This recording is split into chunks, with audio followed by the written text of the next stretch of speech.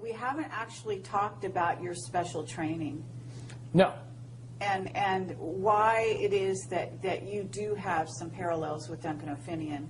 And so having talked about the sort of Defense Authorization Act, at least on a very surface way, and explained that that is your motivation, can we actually go down that road to where we talk about where you've been and some of the information you have? Because you're, I don't know if it's your clearance level that gave you that, you know, the additional information about black projects and about certain aspects of, well, to name Area 51 specifically, possibly other places that you haven't told me about yet.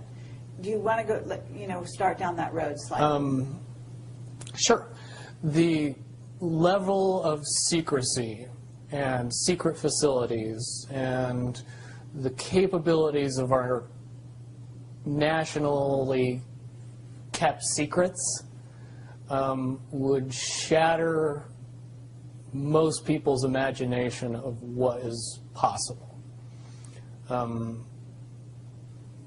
Area 51, Los Alamos, Dulce, 100 other top secret bases where information is kept or hidden from the public in general, it would be very hard to accept that all of this information that is currently held secret and classified is actually real. And you know this because why? Because I've experienced things in the military that I've then told people about, and by and large, people that have never held a top secret clearance would call me either, at the mildest, a liar, the greatest accusation, crazy. Certainly my experience at Area 51 and psi training and what I learned there and the abilities that evolved from that training session that we all seem to pick up on rather easily were most easily described to the layman as Jedi skills. It's very easy, if you know what I know, to see the correlation between what happens in the movie in the Jedi training and what happens in Area 51 and psi training. Certainly, we in the Nines all possessed a certain level of intuition and ability that would seem advanced to anyone who watched us use it.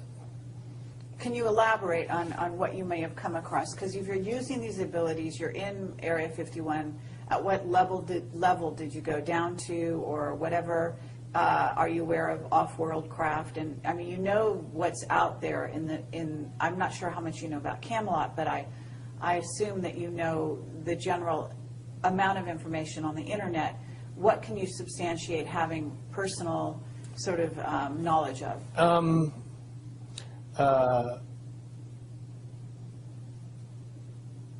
Extra beyond human abilities for every human,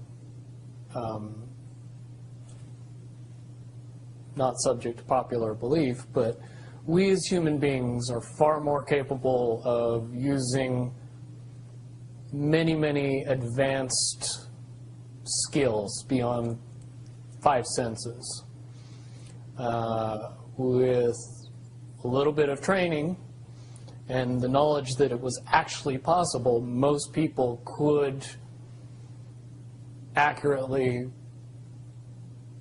predict the possibilities of the future, to know when other people were thinking about them, pick up on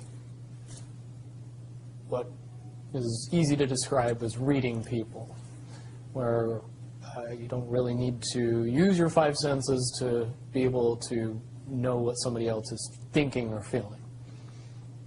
A lot of that has to do simply with the belief that, and the understanding that it's possible. That opens up a lot of doors. Finian talks about having been enhanced physically. Do you feel that you were enhanced physically? No. When I hear Duncan's story, the things that he experienced are very similar to what I experienced, based on the fact that you were never told that the actual belief in what you were doing was giving you the ability. You were giving something, a caveat, a carrot, an enhancement. They could jam a small piece of metal in your arm, and that's enough to get you believing that you have these abilities, and they turn on. But one really doesn't have anything to do with the other, per se. I have had a device implanted in me, and I later was of the understanding that that device did not do what I was told it was doing. It was not to provide enhancement, it was to provide monitoring. Mm-hmm. And but you're basically saying that it's the mental abilities that you, it's like placebo in a sense, as long as you believe it, it's the placebo it then effect, gives yes. gives you that ability to do superhuman type things. Right. And that's very important because if you teach people these things, you want to be able to turn those things off if you want to. You want to take those abilities away from people if you don't want them to have them anymore. So if you tell them the true nature of the abilities, then you can't take belief away anymore. You have to pull the piece of metal out of the arm that says you don't have the enhancement anymore. Well, it's the Tin Man. Yes. And, you know, being told that he doesn't have a heart, he needs to have a heart installed, when in fact he had a heart all along. Exactly. Or maybe that's the lion. I forget who. But several. Lion was courage. Yeah. Yeah, several of the beings in that story. So, okay, well, that's very valuable. So you basically were given that kind of thing. And I would say that... And let me interject. The 6 months where I was undergoing all the psychological treatment, I did go through a period of time where I believed all of my abilities to be gone or taken away. In 2008, with some help, I was able to transcend the barrier that kept me from using those talents. And now I've been able to refine and enhance those abilities far beyond the levels that I had in the military, which comes in handy when cops chase your cell phone GPS. Okay, absolutely. All right, so... But to get back to Area 51, and I understand that at this point you would be violating a security oath to talk about it, right? Let me put it in terms that it's easier for me to say and not have to go into the details of how I know, but just that I know. I'll present it to everybody very simply. What could be so important at Area 51 that would require the level of secrecy that is in existence around that facility? Well, certainly if I said that we kept the U.S. space fleet there, and that space fleet was what we would understand to be UFOs, even though the technology is easy to describe and easy to talk about and easy to educate people on, you need a lot of background in the evolution of the science that makes those things possible to be able to accept that the U.S. has dozens, if not hundreds, of vehicles that are more than capable of space flight, and make it so we would have a fleet of vehicles that would be seemingly extraterrestrial. And the reason that that has to be kept that way is because if you know that those vehicles exist, you start to question the technology that they're based on. And when you start to do that, then you start to question why we're still using petroleum products and solid rocket boosters and everything else, and things get quickly out of hand after that. So to keep those vehicles a secret is to keep everything else a secret, which is why you would need that level of security to prevent anybody from finding out about it. Okay, but that space fleet, as you call it, is capable of going anywhere easily throughout the solar system without much time or hindrance to the occupants. Okay, and explain how fast one could get to Mars, for example. Just below the speed of light.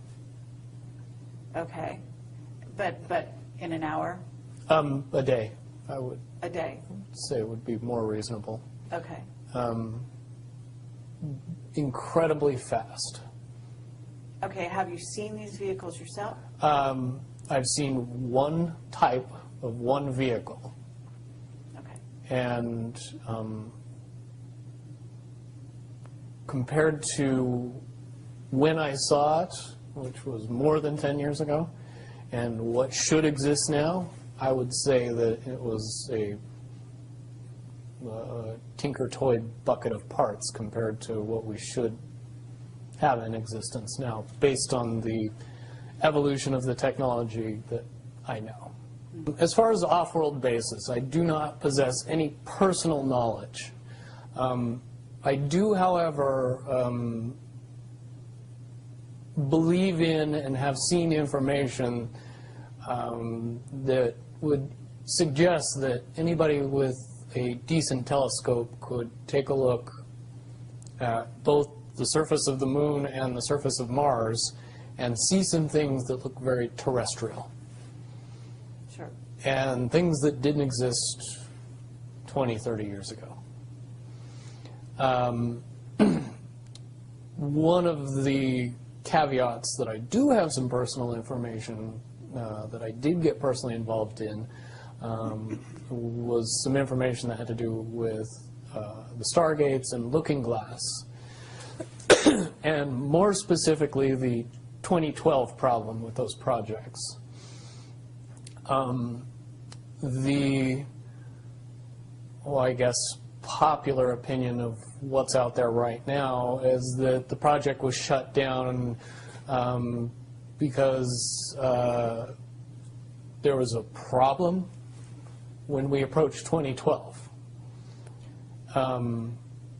I've heard it described a number of ways, but to my knowledge, the problem is that the timelines converge on that point in time. And when you know enough about the Stargate projects and the Looking Glass project to know that how string theory works and how the possibility of possibilities works and how making one choice over here doesn't necessarily mean that the other choice couldn't exist at the same time. But once you get your brain wrapped around this subject, you find out that at the end of 2012, in an easy way to put it, the choices that we make become less and less consequential to the future. And eventually we're pushed into this bottleneck of time, no matter which choice we make. And that's important to the people that had access to Looking Glass because they would use Looking Glass knowing the choices that they would make and the future would pop up. The big mistake was coming up with the possibility of future. And when we started using a computer to say, well, if we make this choice, it's 79% possible that this scenario happens, and 23% possible or whatever, I'm using round numbers, that this scenario would happen. The understanding at the time was that was realistic. However, if you go down the road further and free will continues to exercise itself on this game, that 79% possibility sometimes changes very, very fast. But if you look at the situation in a point of time, it seems very realistic that that's the greatest possibility. What happened was people, very smart people, began to figure out that something big was coming up. Something that made it so all the possibilities of all the future scenarios of any choice, any possibility that was fed in and observed through the looking glass inherently ended up in the same future. And no decision and no possibility changed past a certain point. That's the big secret. Okay, so is that certainly 2012 in your understanding? It well coincides with December 21st, 2012. So at that point, all possibilities lead to the same Timelines. Rubicon. All possible timelines lead to the same basic set of history in the future. And what is that history to you? Did you know that, or did you find that out? That is the big question. That is the big secret. That is what sends everybody that has all of the information, that knows everything, into a blind panic. The people that know everything about looking glass, that have gotten all the reports and all the information, the elites of the world, probably figured out that that was the end of the game. And nothing could be manipulated beyond that point. So do you think that's held true? In other words, well, I have about 60 questions, but do you think that's true, or holding true, that nothing can be manipulated, that they haven't found a way to manipulate, that that's still the case? I mean, this is knowledge that you would have gained back when? Back when I was in the military, it would have been before '97 when I got in trouble. And it was things that one of my particular areas that I was amazingly intuitive about is problem solving / mission planning, or more specifically, taking a bad mission and fixing it, getting everybody through and out of it. Troubleshooting an optimum future. Exactly. Certainly knowing how string theory and possible futures works makes it so you can work your mind very quickly to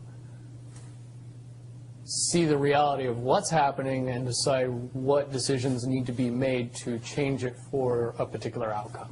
Okay, but at a certain point you said that even the powers that be, so to speak, realized that having even abilities such as yourself, you're talking about, which they, in theory, had even using a computer or looking glass. Right, they had to use a computer to do it. Right, so in essence, but at a certain point, it's still an end game. It's still, they cannot go beyond a certain point. At a certain point, after they're done hearing the computer tell them, this is what's going to happen, over and over and over and over again,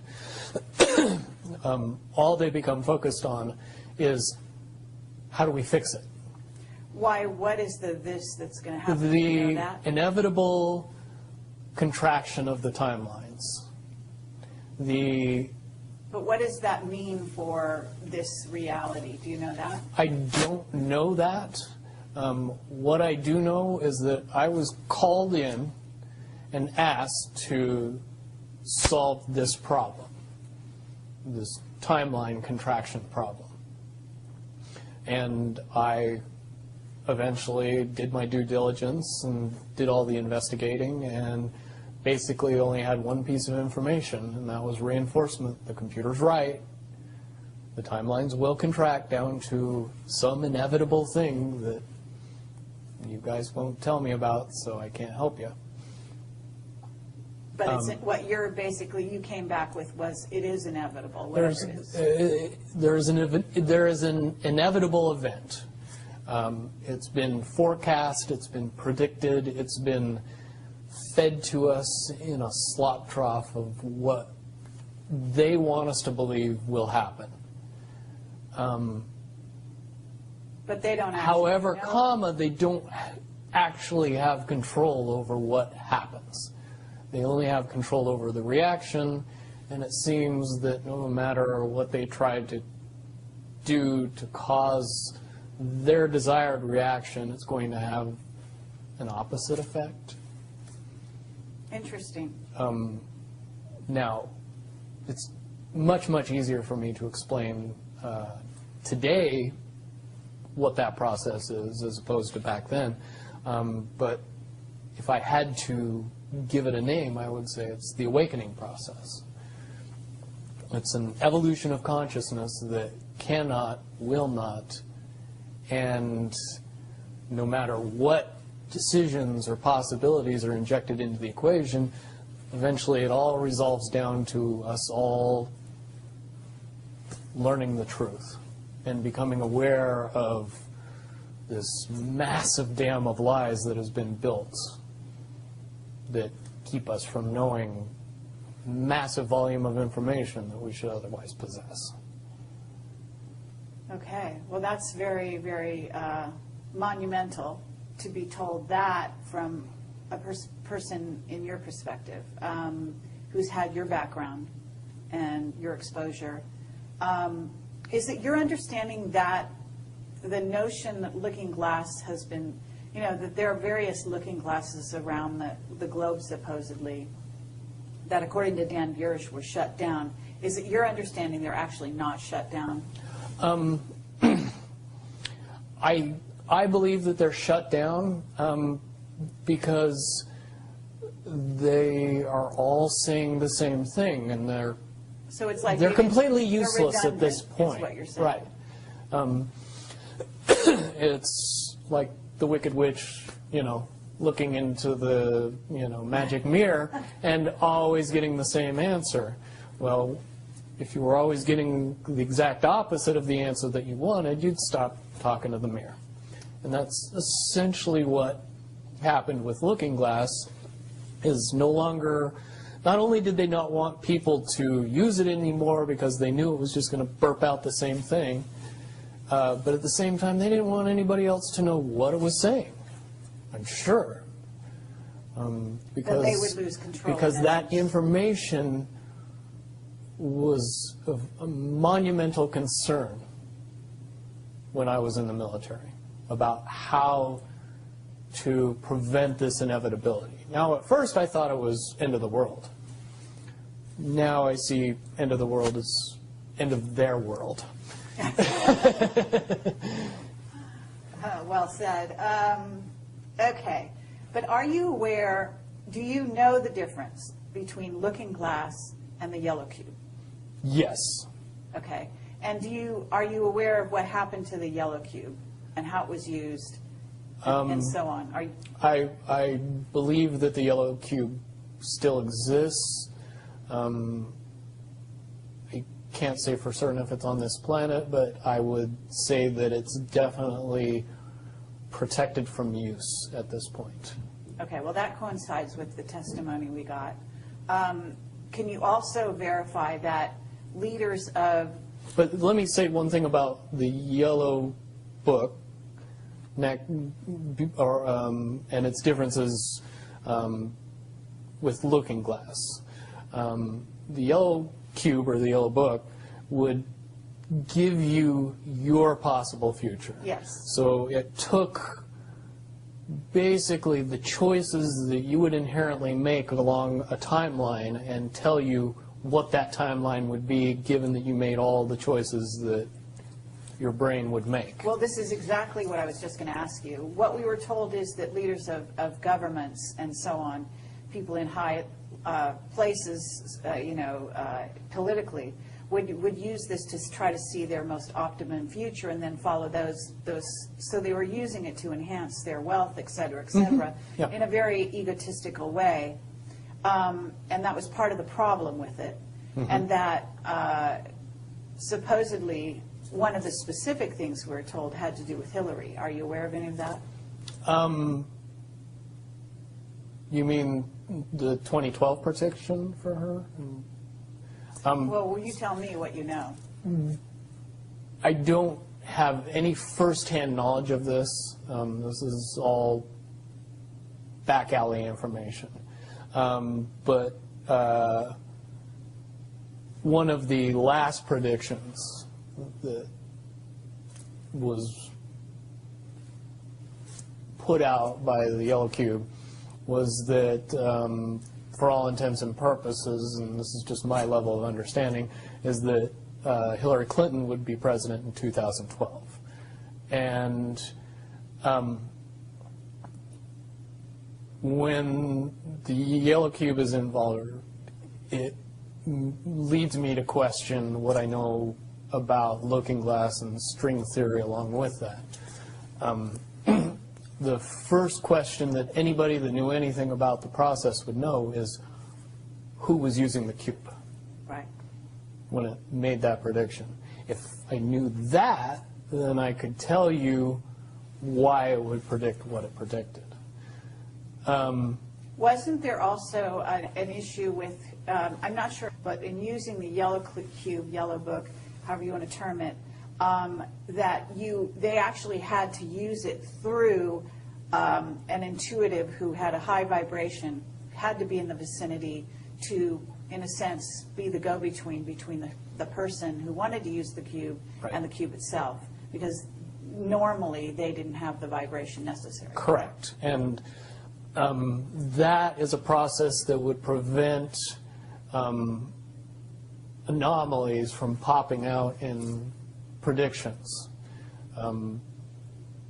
But it wouldn't completely. No, and I'll tell you why. If it was used properly by somebody that knew how to use it and could eliminate their thought process from the machine's effective use, it would be very easy to get an exact, what future holds. Right. However, anybody that has that ability would inherently know that that information could not be given and would be protected. And that inherent notion would inject something into the Yellow Cube or the Yellow Book that would give an inaccurate statement. Just by the person that's using its intuition saying, if I tell the truth, it'll be bad. So the higher levels pick up on that and throw out a different scenario that Right. isn't the truth. It's in a sense the feedback loop gets dirtied somewhere along the line by exposure.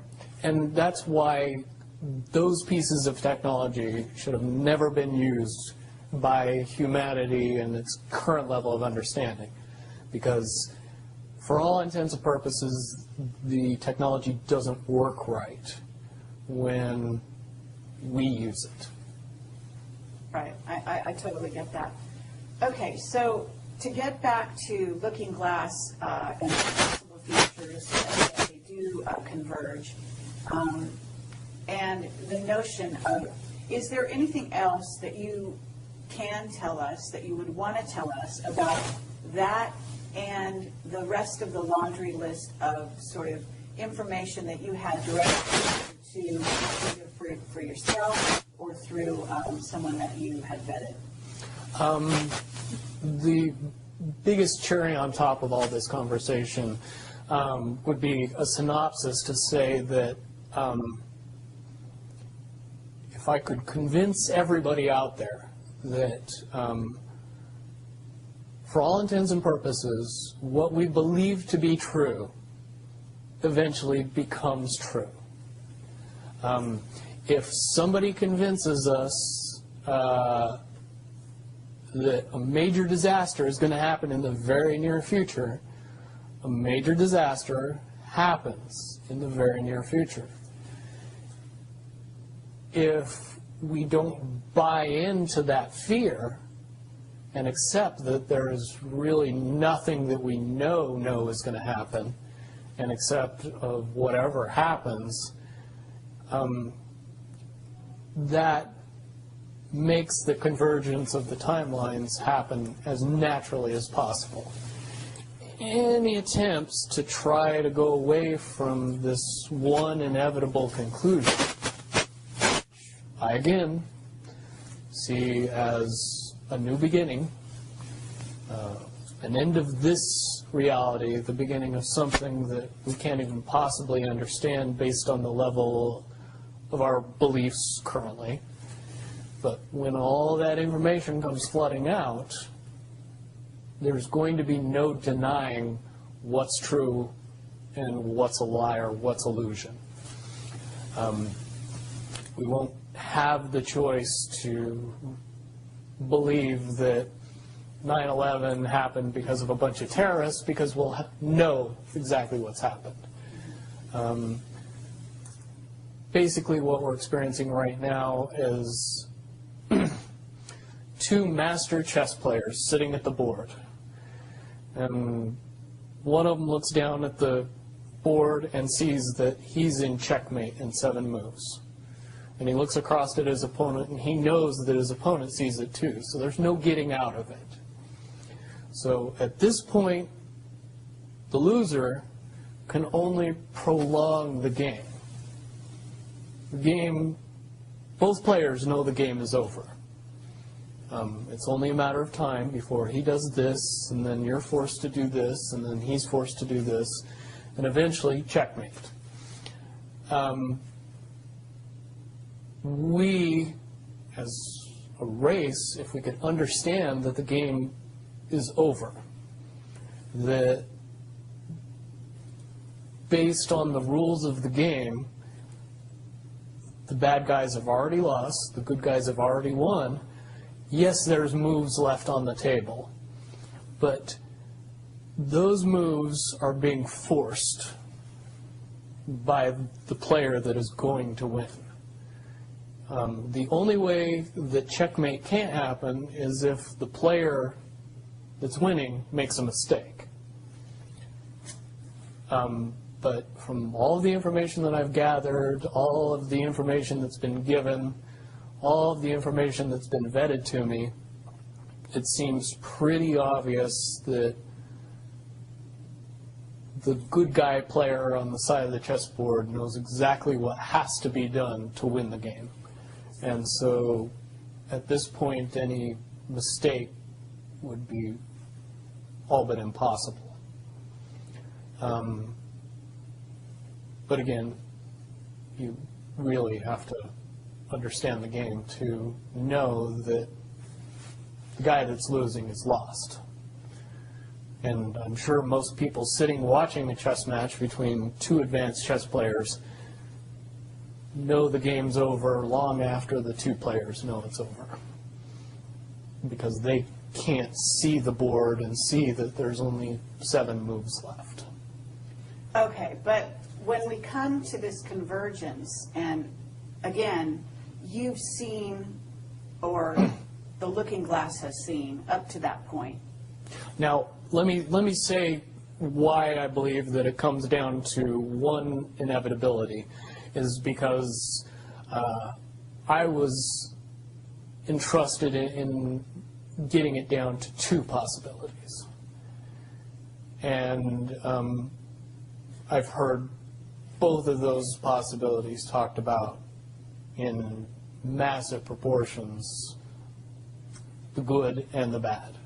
Okay, do you want to talk, do you want to, so can you, in one sentence, say what the good was and the bad was, or are you able to do that? To most easily put it to people, I suppose. one scenario is what most people would understand to be ascension, or an evolution of consciousness that brings us out of the cocoon and turns us into a butterfly. Timeline 2 is some kind of major global catastrophe that drives most of us underground and leaves a few of us on top to fend for ourselves. Very well put. Okay. So I would imagine, and you can... But I would also like to point it out that they call Timeline 2, Timeline 2. It seemed very odd to me that even back then it was identified as not 1. And that Okay. one is the... One didn't get talked about. Okay, one is the one that involves what in essence would be ascension, or moving into, you know, from the cocoon to the butterfly. Okay.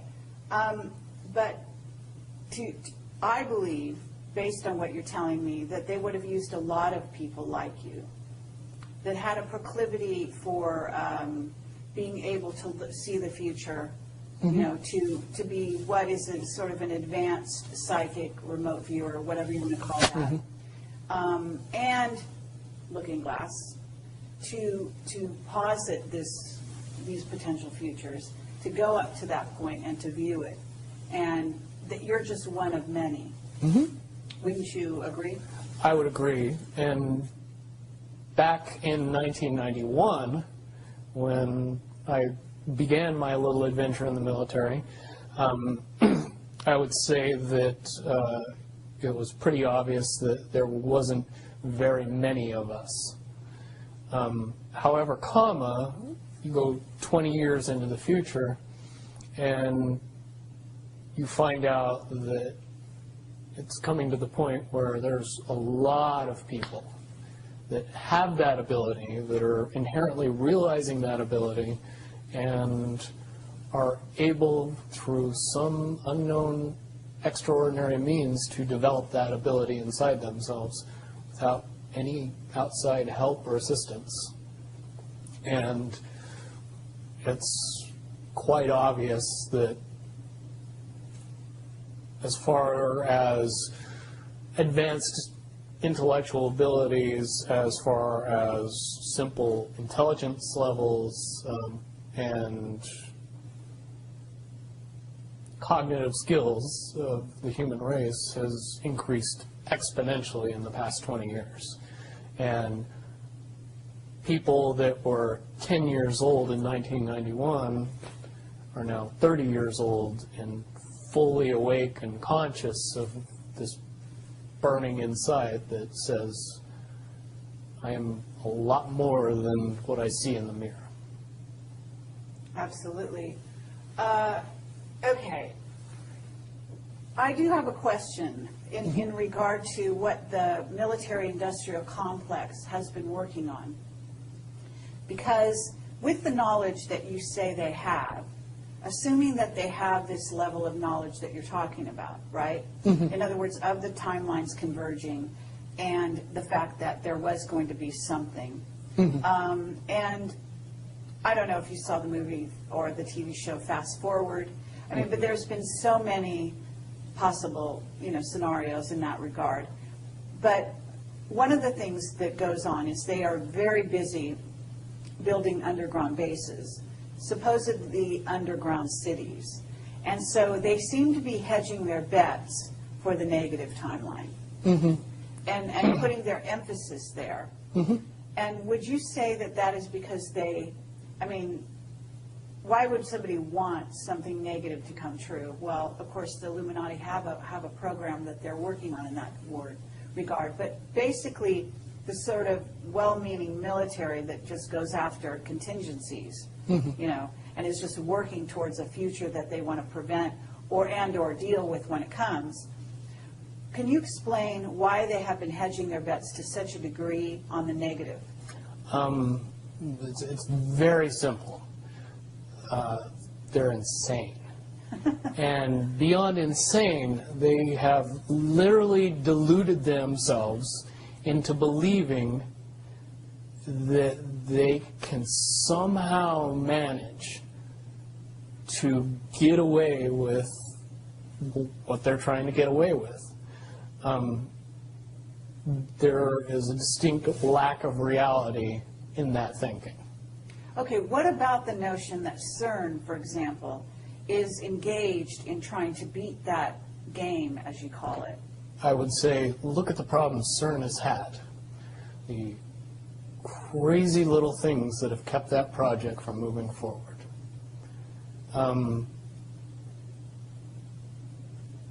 Certainly, they have never even come close to getting that project to the level that they want it to be to do what they really want to do with it. Okay, well, what about the notion that, that's the party line, that they haven't been able to do so? But if you really think about it, that's what they would prefer people believe, so that they don't think that there's a threat. But when you listen to the interviews of the scientists that are working on the project, even they say that it seems like somebody or something from the future won't let them get that project done. And the craziest little things have caused massive damage to that project. And when you get the foremost thinker in string theory saying, yeah, I don't think we're going to do it because I don't think fate wants us to do it, that says something about a scientist. Okay, so, well, thank you very much. I think that at this point we're going to have to close this down unless there's any other things that you think that we haven't covered or that we could possibly touch on that you want out there. No, I don't think we'd get any further tonight. Certainly, from what I know, the questions will come out, and be more than happy to do a live feed after that and answer any questions that anybody comes up with from this interview. Wonderful. All right. Well, thank you very much, Bill Wood, for your service to humanity. Well, hopefully I can get everybody else working towards that goal as well. Absolutely. Well, apparently, regardless of which way they work, the convergence will happen. Yeah, there's a certain element of pain that we can reduce by just not accepting that